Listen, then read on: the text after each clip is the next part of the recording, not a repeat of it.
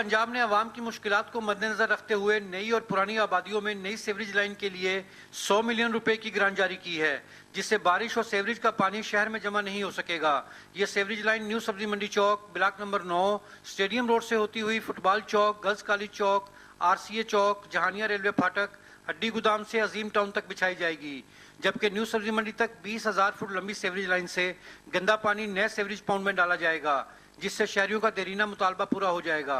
इस मौका पर खिताब करते हुए साबिक सूबाई वज़ीर ट्रांसपोर्ट हाजी इरफान अहमद खान डाहा और रुकन कौमी असम्बली मोहम्मद खान डाहा ने कहा कि सी पैक गेम चेंजर है, जिसकी तकमील से न सिर्फ पाकिस्तानी अवाम की तकदीर बदल जाएगी बल्कि पाकिस्तान तरक्की याफ्ता मुल्कों की सफ में शामिल हो जाएगा। डिस्पोजल का और सीवरेज का मसला था, जब भी बारिश होती थी या वैसे भी गंदा पानी आ जाता था शहर में, वो सारा ये इससे सॉर्ट आउट हो जाएगा।